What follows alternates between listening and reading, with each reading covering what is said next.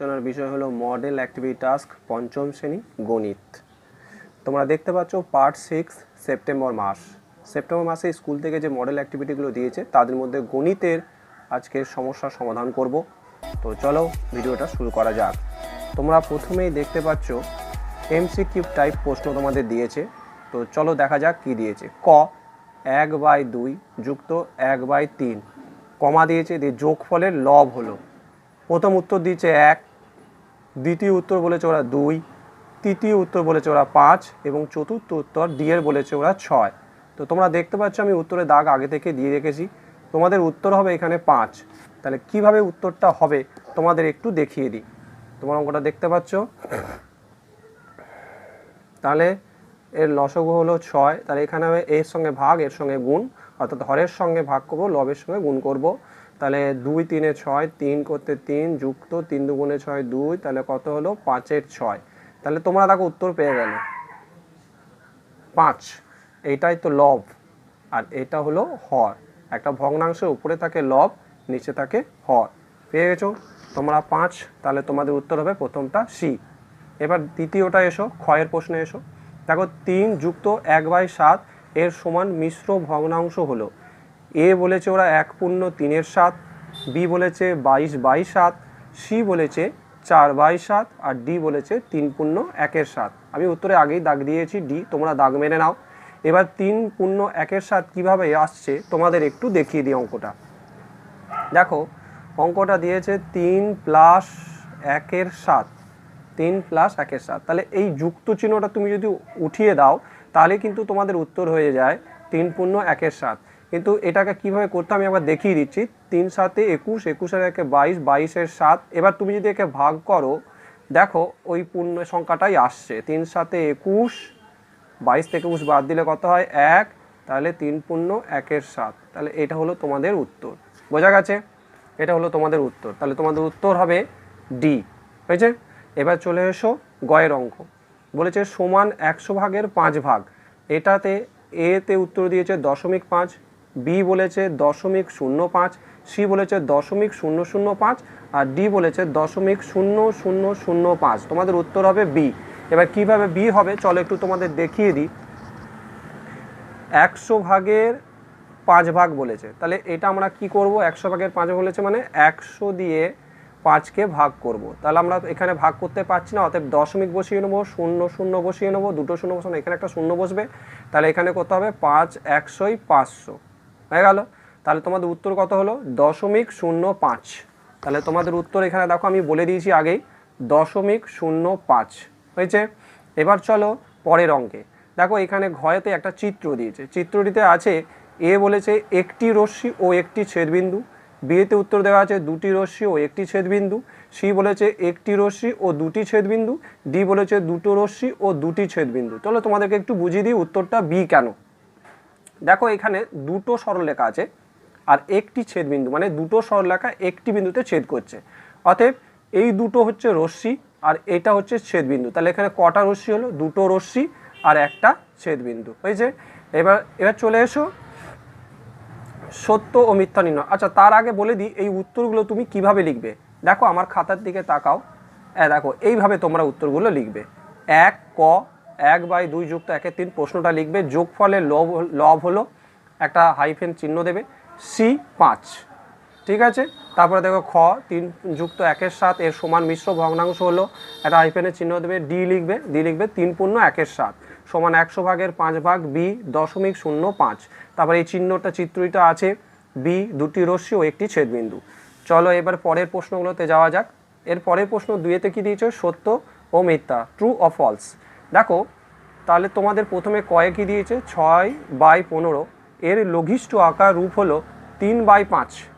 তাহলে লঘিষ্ঠ আকারটা করেছি এখানে। দেখো 6/15, তাহলে একে যদি আমি কাটি 3 দিয়ে, 3 দুগুণে 6, 3 5 15, তাহলে আমার উত্তর বেরোচ্ছে 2/5। কিন্তু এখানে উত্তর দিয়েছে 3/5। তাহলে এটা পরিষ্কার বোঝা যাচ্ছে এটা ভুল, অর্থাৎ লিখবে মিথ্যা। তাহলে লিখবে মিথ্যা। একটি বর্গাকার চিত্রের একটি বাহুর দৈর্ঘ্য সমান দিয়ে বর্গাকার চিত্রের পরিসীমা ভাজিত 4 লিখেছে। হ্যাঁ এটা সত্য, কারণ এটার এর সূত্র, ঠিক আছে, এটা লিখবে সত্য। আচ্ছা এবার এসো গয়েরটা। 100টি বোতাম বর্গাকারে সাজালে একটি শাড়িতে বোতাম সংখ্যা হবে 9টি। তাহলে এটা লিখবে মিথ্যা।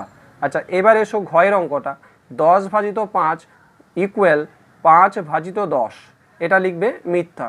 কেন এটা মিথ্যা লিখবে আমি তোমাকে একটু বুঝিয়ে দিই। চলো এবারে নেক্সট অঙ্কটা করা যাক।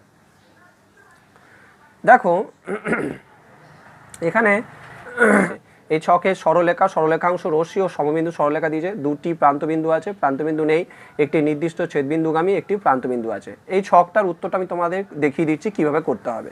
তো চলো দেখিয়ে দিই তোমাদের ছকটা। দেখো ভালো করে দেখে নাও তোমরা ছকটা।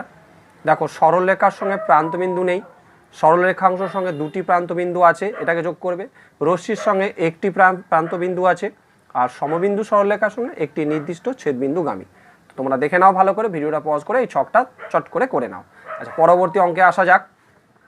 পরবর্তী অঙ্কে 4 কি দিয়েছে দেখো, বলেছে তুমি বাসে চেপে স্কুলে যাচ্ছ, কন্ডাক্টরকে 20 টাকা দিলে, তিনি তোমাকে 15.50 টাকা ফেরত দিলেন, কন্ডাক্টর কত টাকা নিলেন? চলো এই অঙ্কটা দেখিয়ে দিই কীভাবে করতে হবে।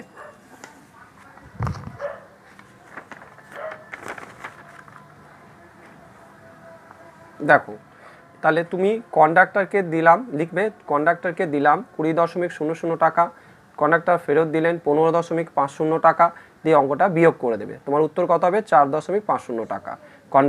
কন্ডাক্টর নিলেন 4.50 টাকা। অঙ্ক হয়ে গেল। পরবর্তী অঙ্কতে আসা যাক। দেখো পরবর্তী অঙ্ক কি দিয়েছে, একটি আয়তাকার খেলার মাঠে দৈর্ঘ্য 50 মিটার, প্রস্থ 30 মিটার, আর চারিদিকে পাঁচিল দিতে হবে, পাঁচিলের দৈর্ঘ্য নির্ণয় করো। তাহলে পাঁচিলের দৈর্ঘ্য নির্ণয় করতে হবে। কীভাবে করতে হবে চলো তোমাদের অঙ্কটা একবার দেখিয়ে দিই। দেখো লিখবে আয়তাকার খেলার মাঠের পরিসীমা ইকুয়াল 2 ইন্টু দৈর্ঘ্য প্লাস প্রস্থ। আমরা পরিসীমা সূত্র জানি 2 ইন্টু দৈর্ঘ্য প্লাস প্রস্থ। তারপরে অঙ্কটা লিখবে 2, দৈর্ঘ্য লিখবে 50 যুক্ত 30 মিটার, দিয়ে 2 গুণিত 50 আর 30কে যোগ করলে কত হচ্ছে? 80 মিটার লিখবে। তারপরে 2 গুণিত 80কে গুণ করো, 160 মিটার বেরোবে। তাহলে তোমাদের উত্তর হবে পাঁচিলের দৈর্ঘ্য 160 মিটার। হয়েছে। এবার পরবর্তী অঙ্কে আসা যাক। আচ্ছা, এখানে দেখো একটা সরল দিয়েছে, লাস্ট অঙ্কটা সরল দিয়েছে। এই সরলটা কিভাবে করব চলো তোমাদেরকে একটু দেখিয়ে দিই। খাতার দিকে তাকাও, কিভাবে সরল করেছি আমি, দেখতে পাবে তোমরা।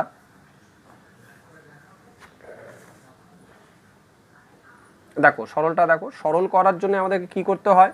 বদমাস সূত্রটাকে ফলো করতে হয়। তাহলে দেখো বদমাস সূত্রটাকে আমরা ফলো করব, দিয়ে অঙ্কটাকে করব। হ্যাঁ, তাহলে অঙ্কটা শুরু করা যাক। দেখো কি দেওয়া আছে, থার্ড ব্র্যাকেট, তারপর সেকেন্ড ব্র্যাকেট, তারপর 50, তারপর বিয়োগ, তারপর ফার্স্ট ব্র্যাকেট 2 যুক্ত 3, first bracket close, second bracket close, দিয়ে যুক্ত 15, দিয়ে করবে এখানে থার্ড ব্র্যাকেট ক্লোজ ভাজিত 12। অঙ্কটা করা যাক। প্রথমে আমরা এটাকে নামিয়ে দিলাম, থার্ড ব্র্যাকেট নামিয়ে দিলাম, সেকেন্ড ব্র্যাকেট নামিয়ে দিলাম, 50 বিয়োগ চিহ্ন দিলাম, এই অঙ্কটা করলাম। 2 আর 3 যোগ করলে হয় 5, ব্র্যাকেট ক্লোজ করলাম, দিয়ে যা আছে তাই নামিয়ে দিলাম, যুক্ত 15, থার্ড ব্র্যাকেট ভাজিত 12।